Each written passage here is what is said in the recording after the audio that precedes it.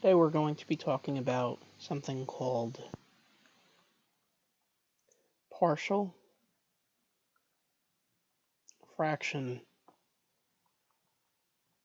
decomposition.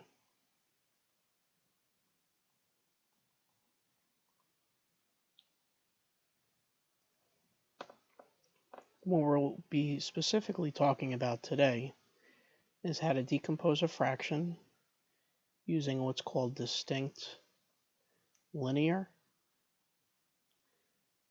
and a linear and quadratic. This will be broken up into multiple parts, but that's what we'll be doing today. And I have three examples to go over this.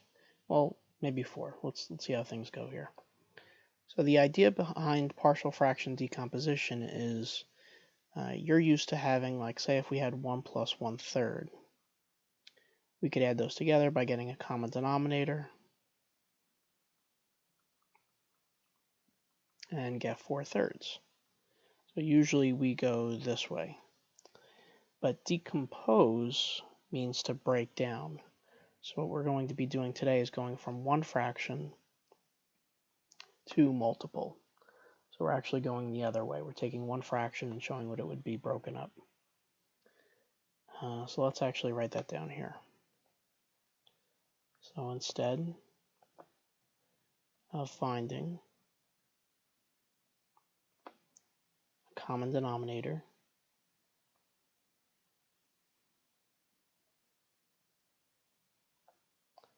and combining fractions,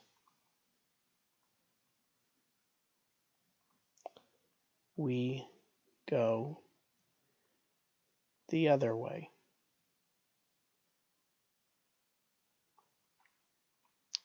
Where we break up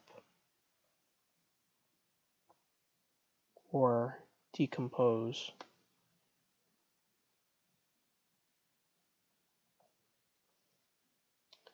one fraction to several.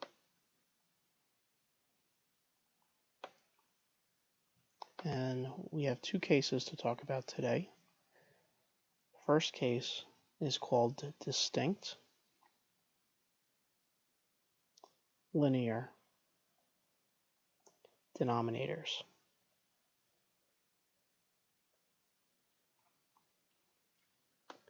Now what distinct means is we're going to be talking about repeated linear denominators. When we say distinct, that just means unique, so they don't get repeated, and you'll understand as these lessons progress. Well, let's take a look. First example is going to be x plus 7 over x squared minus x minus 6. And the idea is we want to break this up into some other fractions. And the way that we get the other fractions is we always factor the denominator. So this is going to factor to be x plus 2 times x minus 3. And we're not actually solving for x here. We're going to be solving for a and b that go in the numerator. Now, each of these factors goes on the bottom of one of these fractions. It doesn't matter which ones. And we're actually solving for a and b at this point. So one thing that we could do is just multiply by the LCD, which would be x plus 2 times x minus 3, to every fraction to get rid of fractions.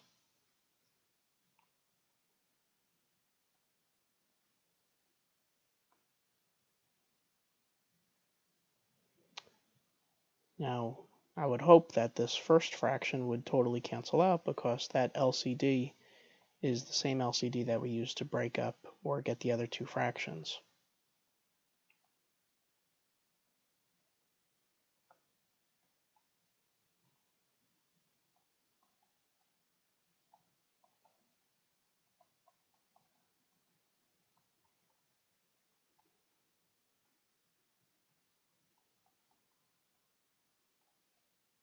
So you can see all of our denominators cancel, and we get x plus 7 is equal to a times x minus 3 plus b times x plus 2. Now at this stage we have a crossroads. We could solve this one of two different ways. One way that we could solve it is by treating this like a system. So what I'm going to do is I'm going to distribute the a and I'm going to distribute the b. So we get x plus 7 is equal to ax minus 3a plus bx plus 2b. And I'm going to group all my x's together. So I have a plus b x's, and then I have my constants, negative 3a and then the 2b. Well, if these two equations are equal, that means that the number of x's has to equal the number of x's. The constants have to be the same value.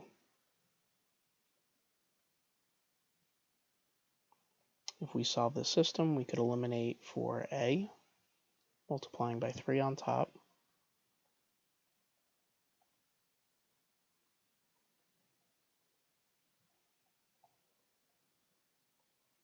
Get 5b is equal to 10. B would be 2. And if b is 2, we could plug that in, and we get a is negative 1. Remember, the whole idea was we wanted to solve for a and b, and we just did that. Another way that we could solve this, and by the way, this system, for all of these problems, this works 100% of the time. The second way I'm going to show you is a little bit faster, but it doesn't work every single time. So if you could use this way, it's a lot faster. But if you just want to make sure you get the right answer, you could always use this system, and that'll always give you the right answer. The second way is kind of interesting here. So what we're going to do is we're going to pick convenient x values. So what I mean is, look at what we have here.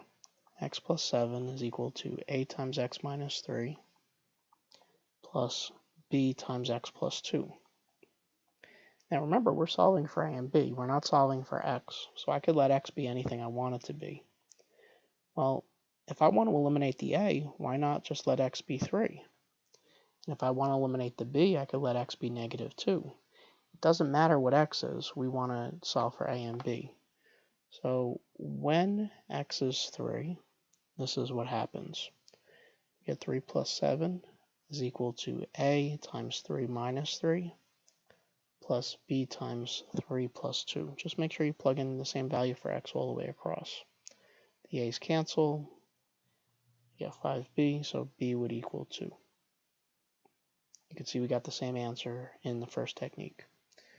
And if we let x be negative 2, we'd get negative 2 plus 7 is equal to a times negative 2 minus 3 plus b times negative 2 plus 2. This cancels. This would be 5. And we get a as negative 1.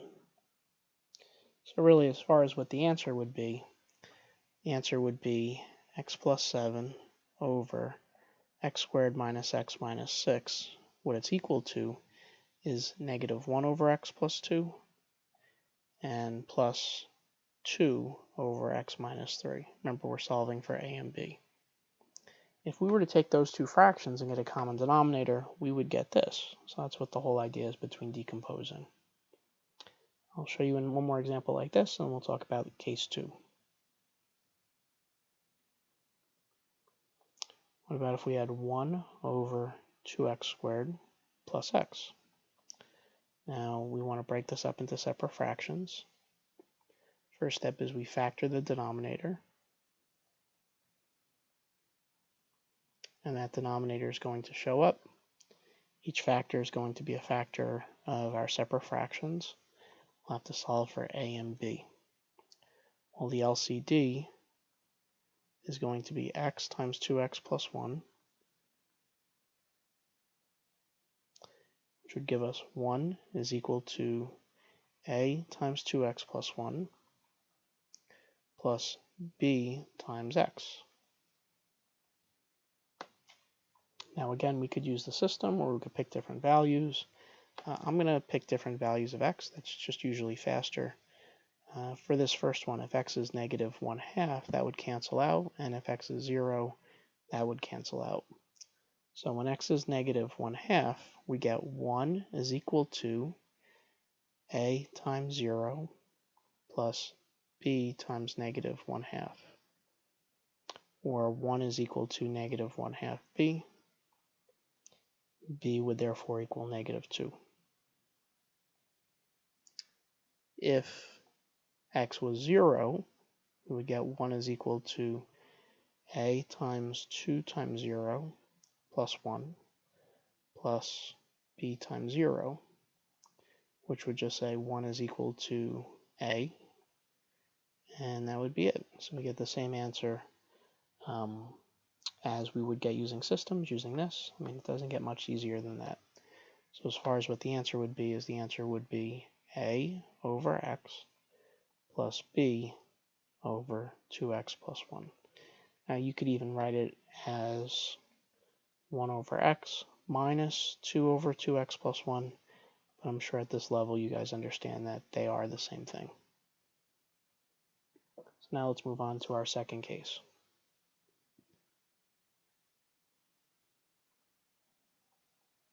Case 2 is going to be a distinct linear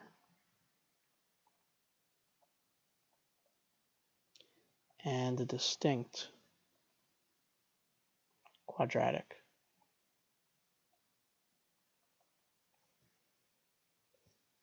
So let me show you what this looks like. Say if we had x minus 3 over x to the third plus 3x, and we're looking to have separate fractions. Well, if we factor the bottom, our factors would be x, and we have an x squared plus 3. Well, we're going to put an a here, but one thing when we're decomposing fractions is we want our numerator to always be 1 degree lower than the denominator. So you see how the denominator is a quadratic? On top, we're going to want a linear. So bx, you could see it's power 2 on the bottom, power 1 on top, but we also want to put c there. So it's always in standard form. All right, so that's what we have to do, is if the power is greater than 1, then you go bx plus c. If it was cubic on the bottom, it would be bx squared plus cx plus d. That's how we have to do these kind of problems. And we're going to solve them the same way. So our LCD would be x times x squared plus 3. And if we distribute that all the way through, we get x minus 3 is equal to a times x squared plus 3 plus x times bx plus c. Now this way it gets a little bit tricky to do that whole picking different values for x. So I'm going to go ahead and solve this using a system.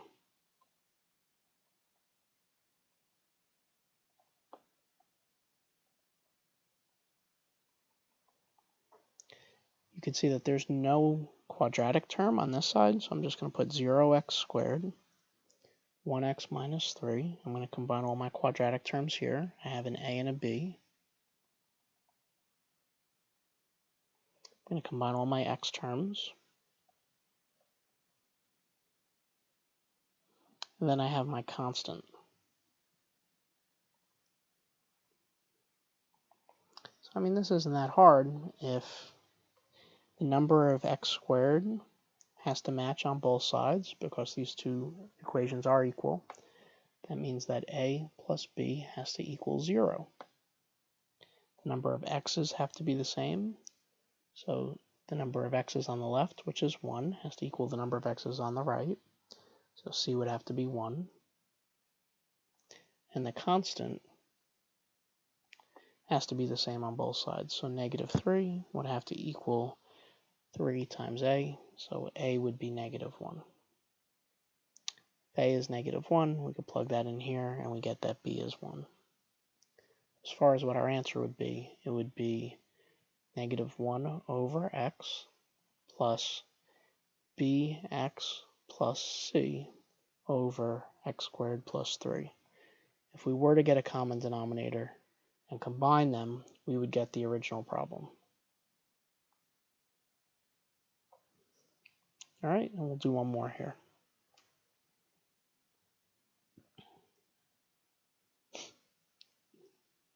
Let's take a look at a problem like this. X plus 4 over x to the third minus 2x. And the goal is to decompose and break it up into separate fractions. So this would be x plus 4 over x times x squared minus 2.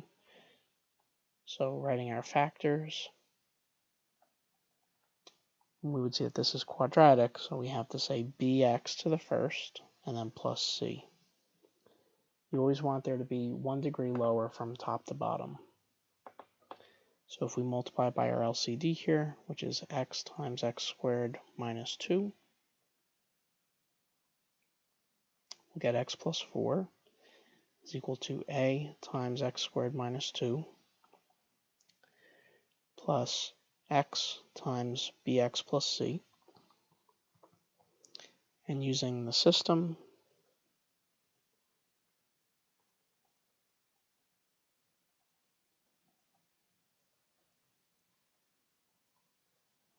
we have no x squared here. We have 1x, and we have 4 as our constant. That has to equal the same number of x squared on the right.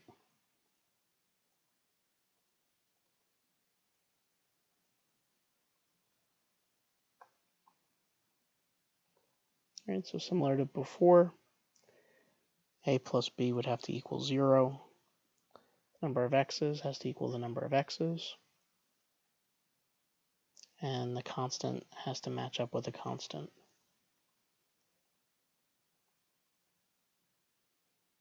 And if a is negative 2, that means that b is 2. So as far as our final answer, we would get that x plus 4 over x to the third minus 2x is equal to negative 2 over x plus 2x plus 1 over x squared minus 2. That would be our decomposed fraction. All right, so this is what I would like you to do. On the worksheet that I'm going to give you, it's attached to this lesson.